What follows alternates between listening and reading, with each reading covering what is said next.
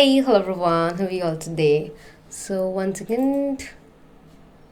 Hey, hello everyone, how are you all today? So, in the last class, we started with banking, like what is bank? And I have just given an explanation like what is a bank as an institution. Today, we will be going deeper and we will be going to understand the history of the banks, as well as if we have time in the video we will also be discussing about uh, I could say essential characteristics or the features of the bank. So let's start with the history. Now give me a second on this. Okay. So, banking and financial institutions, bank is a licensed organization, I could say, to receive deposits and make loans. A bank is a financial institution licensed to receive deposits and make loans. There are several types of banks, including retail, commercial, and we do have various types of banks that we are going to study in the further videos. Then yes, there is a central bank. Every country has a central bank which helps to control the entire banking system of that particular country. Now, let's talk about the history of the bank. So there are certain years mentioned here. I'll just highlight all of those, and you need to remember all this for your examinations. So if I talk about the first bank of the world, so the first bank of the world is called as the Bank of St. George Casa de San. This is the name of the bank, and it was introduced in the year 1407, way long back.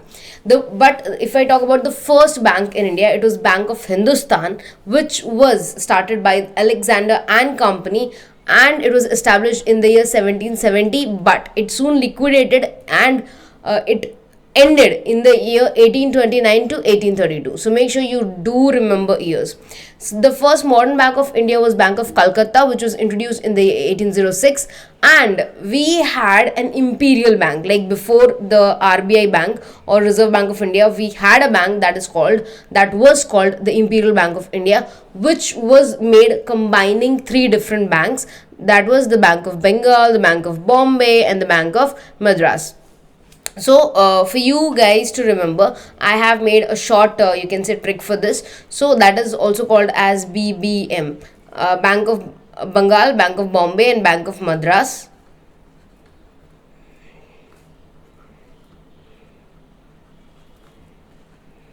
Okay, so Bank of Bengal, Bank of Bombay, Bank of Madras, these three combined together in the year 1921. Yes, 1921 made Imperial Bank, which acted as the Central Bank of India before RBI was introduced. So make sure you remember RBI is the Central Bank of India right now, which is absolutely true. But RBI is, you can say, was not from the starting. The first step for the RBI Bank was the Imperial Bank of India, which was introduced in the year 1926, and it was made by combining three different banks, that is Bank of Bengal, Bank of Bombay, and Bank of Madras. You need to remember all these three banks and the history. The Imperial Bank 1921 combined the functions of the commercial bank and a central bank till RBI came into existence. So until unless RBI was there, who was taking care of all the functions of the central bank, like producing money and giving, you can say, having a control over all the banks, regulating all the banks. So who was doing that? Imperial Bank was doing that before RBI. Okay, and after independence, Imperial Bank of India became one of the oldest bank in India, that is SBI. So you should remember this, that Imperial Bank of India was then converted as State Bank of India, which is still in existence and is one of the largest public sector banks in the year 1955. So you need to remember all these dates. These are in sequence. So if I talk about the first bank in the entire world, that was introduced in the year 1407, and the bank name was Bank of St. George. Whereas if I talk about the Indian bank, the first bank in India, which was Bank of Hindustan, right now the location I think is in Pakistan, but it got liquidated soon in the year 1929 to 1932. So in 1770, the first Bank of India was introduced. The first modern Bank of India was introduced in the year 1806 between the liquidation of Bank of Hindustan and the introduction of Bank of Hindustan. So this is actually a time frame where you can go through various years sequence wise and you'll be able to remember it in much better manner. In 1937, after 1829, in 1921, we had Imperial Bank, which was a combination of three banks, that, as you can remember with the short form I gave you, BBM, and it continued to work as a central bank until and unless RBI was introduced. So RBI Act was introduced in 1934, but RBI was introduced in the year 1935. You need to remember that Act came first, and on the basis of Act, RBI was introduced. So these are two different things. Then there are certain other dates that we are going to understand or discuss in future.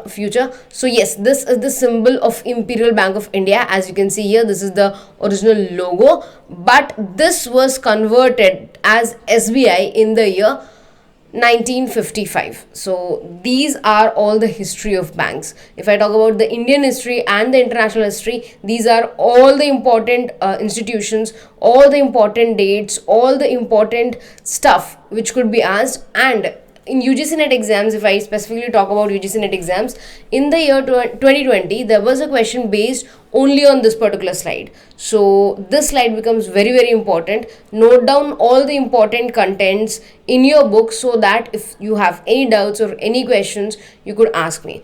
So take good care of yourself, study hard, just read this out once, okay? If you have any doubt, make sure you mention in the comment section. Bye everyone, let's meet in the next lecture.